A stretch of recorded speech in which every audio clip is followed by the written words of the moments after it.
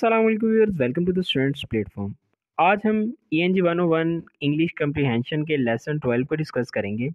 इससे पहले कि लेसन स्टार्ट करें, आप लोगों से रिक्वेस्ट है जो कि मैं हर बार करता हूँ कि जो लोग मेरा चैनल देख रहे हैं और उन्होंने अभी तक मेरा चैनल सब्सक्राइब नहीं किया, मेरा चैनल सब्सक्राइब कर दें, साथ ही बेल के आइकन को भी प्रेस कर दें। वीडियो अच्छी लगे तो उसे लाइक भी ज़रूर कीजिएगा। और इसके अलावा अगर आप लोग चाहते हैं कि आप लोगों के लिए मैं और दूसरे जो सब्जेक्ट्स हैं जिनके अंदर आप वीक हैं शॉर्ट लेक्चर्स अपलोड करूं, तो आप लोग मुझे कमेंट करें, इंशाल्लाह ताला मैं उनके रिलेटेड भी शॉर्ट लेक्चर्स प्रिपेयर करूंगा। टाइम ज़ाया नहीं करते, लेसन की तरफ बढ़ते हैं। Reading making inferences. इन्फेरेंसेस क्या है? किसी भी चीज़ को पढ़ने के बाद इसके मुतालिक अपना ओपिनियन देना इन्फेरेंस कहलाता है। इन्फेरेंस मेकिंग इन्फेरेंस कहते हैं इसको, या फिर ड्राइंग कंक्लूजन। एक ही चीज़ है। मेकिंग मेकिंग इन्फेरेंसेस को हम क्या कहते हैं? ड्राइंग कंक्लूजन भी कहते हैं, यानी नतीजा अखज़ करना। यहाँ पे देखें, कंसिडर टू इंसिडेंट्स।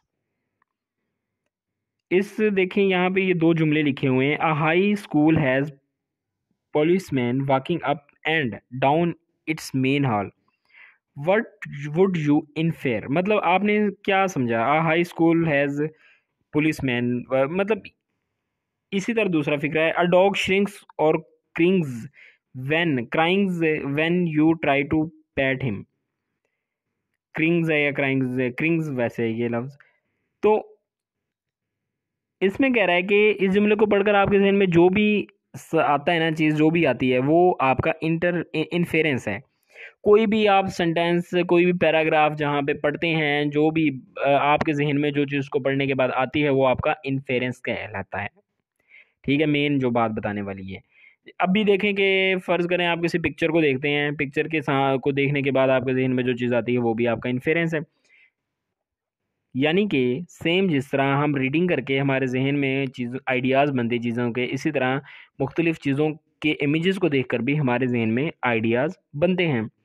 यहाँ पे हो सकता है मेरे जहन में ये आ रहा हो कि ये बंदा जो है इस लेडी को डिस्टर्ब कर रहा है स्मोकिंग की वजह से, या फिर आपके जहन में आया कि वो इशारा करिए दरवाजे की तरफ कि ये दरवाज़ा बंद कर दो, ये लॉक कर दो, या कुछ भी जहन में आ सकता है आपके। ये पिक्चर 2 है, इसके अंदर मे बी ये पॉसिबल है कि टीवी देख रहा है तो बच्चा जो है टीवी की वजह से डिस्टर्ब हो रहा है। और इसके अलावा ये कि लाउड आवाज़ में ये टीवी देख रहा है और चलाया हुआ है, इसने सुन रहा है, बहुत ऊंची आवाज़ है। एक पिक्चर के काफ़ी सारे आइडिया जो हैं आपके जहन में आ सकते हैं, इन सब को इन्फेरेंस कहते हैं। इन्फेरेंस इन रीडिंग। इन जुमलों को पढ़कर देखें कि आपके जहन में क्या आइडिया बन सकता है। Sohail dislikes his colleague courses. Sohail is अनप्रिपेयर्ड for his class. यानी कि ये जितने भी फिक्रे हैं आपके जहन में, इनको पढ़ेंगे आप लोगों के जहन में जो भी आइडिया बनेगा वो आपका इन्फेरेंस कहलाता है। यहाँ पे एग्जांपल्स दी हुई हैं, जितनी भी ये सारी आप लोग रीड आउट कर सकते हैं। Inferences in literature. Novels, short stories और पोइट्री वगैरह, जब हम इनको रीड करते हैं तो कोई ना कोई मॉरल या ओपिनियन हमारे जहन में आता है कि स्टोरी में फ़लाँ चीज़ बताने की कोशिश की गई है, बयान करने की कोशिश की गई है। ये हमारा इन्फेरेंस कहलाता है। जिस तरह हम पढ़ते हैं ना स्टोरी ग्रीडी डॉग वाली, तो एंड पे क्या है? लालच बुरी बला है, ग्रीड इज़ कर्स बताया गया। हमारे जहन में भी ये चीज़ आती है कि यार ये देखें, कुत्ते ने लालच की थी जिसकी वजह से वो अपना टुकड़ा खो दिया उसने, तो उसने लालच की जिसकी उसको सज़ा मिली। ये जो जो भी हमारे ज़हन में आइडिया बना उसके बारे में, वो क्या बना? वो क्या कहलाया? इन्फेरेंस कहलाया। आगे यहाँ पे इन्होंने एग्जांपल्स ही दी हुई हैं जो कि बहुत शॉर्ट स्टोरीज़ दी हुई हैं, कुछ पोएम्स दी हुई हैं, और पूछा गया है कि इनको रीड आउट करने के बाद आपके जहन में क्या इन्फेरेंस बना, क्या आपके ख्याल में इन्फेरेंस क्या है? तो खुद से प्रैक्टिस कर लीजिएगा इसकी। जल्दी मिलते हैं लेसन 13 के साथ। टिल देन टेक केयर, अल्लाह हाफिज़।